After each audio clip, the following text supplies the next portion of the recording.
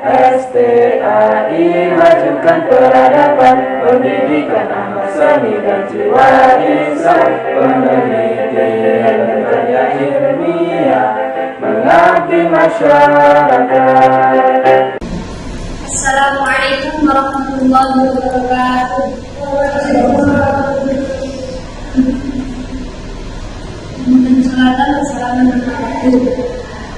Di sini saya akan mempresentasikan tentang etika siswa terhadap guru.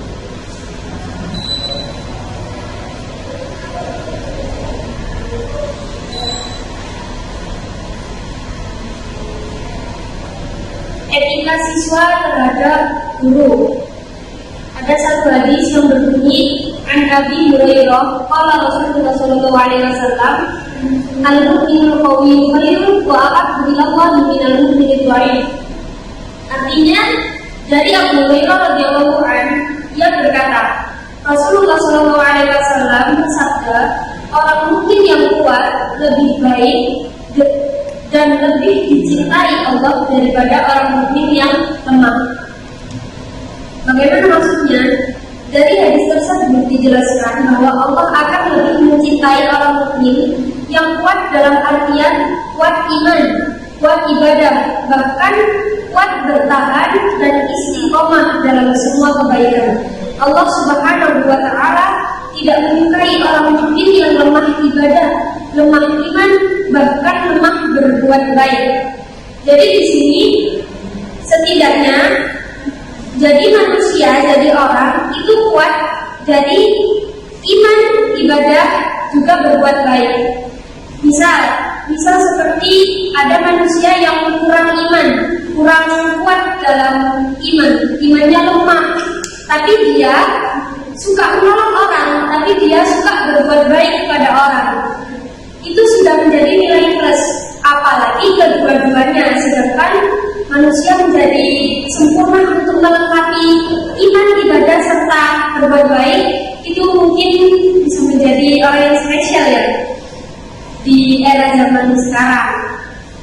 Mestinya kita tetap mempunyai salah satu dari itu, kalau bisa benar-benar semuanya. Hendaklah murid menghormati guru, muliakan serta mengagungkannya karena Allah, dan berdaya upaya pula menyenangkan hati guru dengan cara yang baik. Hendaknya murid memilih guru yang tidak hanya betul-betul menguasai bidangnya, tetapi juga mengamalkan ilmunya dan berpegang teguh kepada agamanya. Seperti sabda Nabi Shallallahu Alaihi Wasallam, artinya tidak boleh menuntut ilmu kecuali dari guru yang ahli dan hikmah, mempunyai kecerdasan kalbu dan akal. Karena kuatnya agama adalah dengan ilmu. Untuk di sini digabungkan dari ilmu dan akhlak. Kenapa menjadi gabung ilmu dan akhlak? Ilmu tentang kita sebagai siswa, dan yang kita bahas etika siswa kepada guru, berarti termasuk dengan akhlak. Bagaimana akhlak kita kepada guru? Apakah boleh kita mencemooh guru? Apakah boleh kita sebenarnya aku ambil guru ini, misal seperti itu? Apakah boleh seperti itu? Tidak boleh. Itu termasuk amal tercela ya. Jadi di sini untuk akhlak dan ilmu itu sebenarnya beda tipis. Beda tipisnya di mana? Orang yang berilmu itu akan banyak dihormati sama orang lain, tapi tidak kalah dengan orang yang berakhlak. Seperti ada salah satu anak, contoh anak A di kelas ini ada yang pintar banget sampai tidak ada yang bisa ngalahin dia, tapi dia tidak punya akhlak kepada gurunya. Jadi kayak mentang-mentang dia itu pintar, dia itu cerdas, dia bisa ini, bisa itu, tapi dia meremehkan gurunya. Apa boleh? Tak boleh. Sama seperti itu, orang yang berakhlak itu yang pasti disegani dan disopani, meskipun orangnya tidak sepintar si A. Selanjutnya, menurut Imam Ghazali, ada 10 kriteria yang harus diupayakan oleh anak didik. Di antaranya yaitu, sebelum memulai proses belajar, anak didik harus terlebih dahulu menyucikan jiwa dari perangai buruk dan sifat tercela. Boleh kita dalam kelas sudah di hadapan guru, gurunya datang, kita malah guyon, kemana sakit isu-isu, sebenarnya sedikit kan? Nah, itu termasuk alam tercela dan itu tidak diperbolehkan. Kedua, semampu mungkin anak didik harus menjauhkan diri dari ketergantungan terhadap dunia. Ketergantungan terhadap dunia gimana? Maksudnya? Nah, ketergantungan pada dunia, semampu mungkin anak didik menjauhkan diri dari ketergantungan dunia. Nah, saya sendiri menyadari ya, kalau pas pelajaran, pas di kelas, itu banyak sekali main handphone atau gimana, tidak mendengarkan gurunya, itu mungkin termasuk dalam menjauhkan diri dari ketergantungan terhadap dunia. Nah, saya sendiri menyadari. Yang ketiga, anak didik harus selalu bersikap rendah hati, memperhatikan instruksi dan arahan pendidik, dan mampu mengontrol emosinya. Nah, di sini kan banyak sekali zaman sekarang kalau dimarahin gurunya atau diperingati, kamu jangan gitu, itu gak boleh. Apa sebu? Karena sebu. Itu termasuk alat tercela ya, itu benar-benar tidak sopan dan tidak diperbolehkan untuk anak didik bersikap seperti itu kepada gurunya. Yang keempat, anak didik harus menghindarkan diri dari suasana perdebatan yang membingungkan.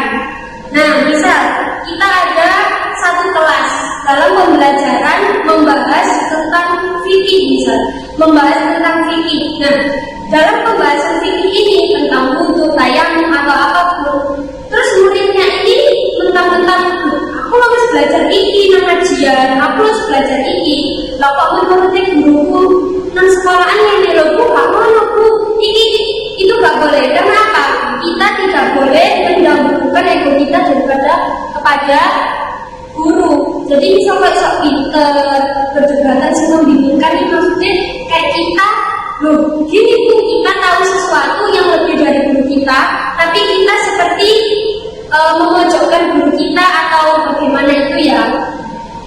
Yang kelima, seseorang anak didik harus mempunyai semua ilmu pengetahuan yang layak dipelajari sebagai konsekuensi adanya keterkaitan antar disiplin ilmu pengetahuan. Nah, ilmu pengetahuan, orang yang mempunyai ilmu pengetahuan mungkin juga bisa harus disiplin. Kenapa? Ya tadi contohnya dari yang nomor 4 tadi. Lek gak disiplin ya ngono, ngeroco, sok pinter atau apa, gak diiling. Ya aku tahu segalanya, tapi gak oleh dadi wong sing sok tahu. Anak didik harus belajar secara gradual. Ia perlu menentukan skala prioritas ilmu pengetahuan dengan mengacu kepada manfaatnya. Dalam hal ini adalah ilmu agama. Nah, kenapa anak didik perlu belajar ilmu agama? Kenapa? Kenapa anak didik perlu sekali belajar ilmu agama? Kita agamanya Islam, perlu sekali belajar tentang agama. Kalau dari kecil kita tidak dipelajari tentang agama, tentang Islam bagaimana, begini begitu, tentang jalannya perjalanan Islam, mungkin kita sudah sangat-sangat tidak diatur ya hidupnya. Karena manusia hidup itu pasti ada peraturan, entah itu peraturan agama, entah itu peraturan negara, entah itu peraturan dalam berkeluarga. Pastikan orang tua kita, ayo mulai dari dulu. Ojo ini mestinya orang tua dewe ada peraturan untuk kita. Anak didik harus memahami hierarki ilmu pengetahuan. Anak didik harus memahami nilai ilmu pengetahuan yang dipelajari dan menentukan mana yang lebih utama dari yang lain. Gimana nih maksudnya? Anak didik harus memahami nilai ilmu pengetahuan yang dipelajari dan menentukan mana yang lebih utama dari yang lain. Contoh ya kayak kita di sini kan tahu ilmu yang lebih utama itu yang mana. Kan cara saya itu ilmu teko wong lebih api apa lebih elek daripada ilmu teko teman. Misal, nah sing akeh dideloi saiki iku cara ilmu sing disampaikan oleh orang tua itu mungkin menjadi nomor kedua setelah kita mendengarkan ilmu dari teman. Lanjut, anak didik mempunyai orientasi atas pendidikannya tujuan jangka pendek, yaitu memperbaiki dan membersihkan jiwanya. Sedangkan orientasi jangka panjang adalah mendekatkan diri pada Allah Subhanahu wa Ta'ala dan berusaha menaikkan derajatnya setara dengan malaikat. Di sini kira-kira bisa nggak manusia meninggikan derajatnya setara dengan malaikat?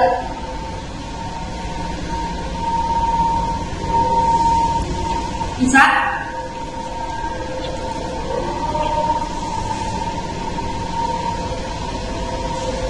Bisa.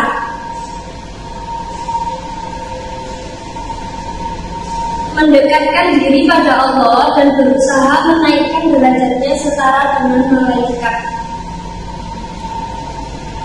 Anak didik harus hati-hati dalam memilih sosok pendidik demi kelangsungan proses belajar yang positif. Di sini kan hati-hati dalam memilih sosok pendidik demi kelangsungan proses belajar yang positif. Contohnya seperti ini. Saya punya adik saya mau mondok. Nah, sedangkan di bulan-bulan kemarin itu banyak sekali isu yang jadi pesantren gabungan seperti itu. Atau pesantren itu di dalamnya ada ustadz yang bermasalah. Pernah dengar ada berita seperti ini? Nah, kan menjadi hal yang wajar untuk kita disurvei pondok ini bagaimana, pelajarannya bagaimana, susunan gurunya bagaimana. Dan itu mungkin menjadi wajar bagi ayah dan ibu saya untuk mau naruh adik saya ke pondok tersebut itu bagaimana, asal usulnya bagaimana. Jadi gak gampang saiki lebokno sekolah ini, mestinya cari tahu tentang riwayat pendidik yang di sana. Tugas dan tanggung jawab murid dalam menuntut ilmu mengutamakan ilmu yang paling besar, kemaslahatannya untuk dirinya dan umat di dunia dan akhirat. Nah, ini sama saja, menuntut ilmu mengutamakan ilmu yang paling besar, kemaslahatannya untuk dirinya, umat dan dunia akhirat. Tujuannya kita mencari ilmu bukan untuk kita menyombongkan diri. Aku tak pinter, aku ngalahno arek-arek, aku bisa nomor siji, cek aku bisa leha-leha, cek aku bisa. Gak apa-apa seperti itu, tapi semua dilihat dari sikap kita. Gimana maksudnya? Ilmu diniati, kalau dunia akhirat, diniati dan kita bermanfaat untuk orang lain. Dan kita menuntut ilmu, bapak ilmu tak dewe, tak pendem dewe. Sampai kapanpun gak marah sampean bermanfaat, gak marah sampean barokah. Jadi sampean saking pinter sampean itu sing iso bermanfaat ya wong liya. Maksudnya bermanfaat ya apa? Aku tak manfaat mau tak? Tidak. Kita memanfaatkan ilmu kita untuk dibagi pada orang lain, mengamalkan ilmu kita. Jadi di sisi lain kita dapat kepintaran, kita juga dapat pahala. Senantiasa mengulangi pelajaran-pelajaran karena ia beranggapan bahwa dengan pengulangan tersebut berarti ia telah melihat betapa luas dan dalamnya ilmu yang dapat dikaji melalui ayat-ayat Allah, dan karena ia selalu bertasbih. Ini dalam mengulangi pelajaran-pelajaran. Misal, makanya pasti kalian pernah dengar, meskipun 1000 kali Kita boleh nggak? Loh Bu, ini kan sudah. Loh Bu, ini harus pernah diajari. Terus tahu aku boleh nggak kira-kira bilang seperti itu? Itu tidak boleh ya, karena pengulangan pelajaran itu sangat penting. Bisa kita sekali dalam seumur hidup. Contoh di sini kita pernah menghafal suatu ayat. Menghafal cuma satu ayat aja, satu baris misal. Tapi kan zaman kita itu sampai saya ini pernah diulang, pernah dianu, ya kemungkinan besar kita bisa lupa. Mengadakan riset sebagai tindak lanjut dari proses belajar, mengajarkan kembali ilmu yang telah diperolehnya kepada orang lain. Ilmu itu dimanfaatkan untuk kemaslahatan dan kesejahteraan umat. Ini sudah dibahas tadi. Memanfaatkan ilmu dengan mengamalkannya kepada orang lain. Ikut menanggung biaya penyelenggaraan pendidikan kecuali bagi peserta didik yang dibebaskan dari kewajiban tersebut sesuai dengan peraturan yang berlaku. Ikut menanggung biaya ini maksudnya gimana? Apa kita ikut untuk biaya membeli peralatan atau apa musolaan? Tentu tidak, tapi kita diharuskan kalau ada SPP atau apapun kita tetap membayar, kecuali yang dapat beasiswa atau apa kita membayar, mematuhi semua peraturan yang berlaku, ikut memelihara sarana dan prasarana serta kebersihan, ketertiban dan keamanan di lingkungan satuan pendidikan. Misal ini mungkin kan karena kampus tempatnya mahasiswa, jadi kan enggak coret-coret di dinding atau apa. Nah, itu termasuk tidak memelihara kebersihan, ketertiban, keamanan di lingkungan. Belajar dengan sungguh-sungguh dan mengutamakan menuntut ilmu dari amalan sunat lainnya. Hal-hal murid mempelajari dan mendapatkan ilmu sesuai dengan tingkat kemampuannya.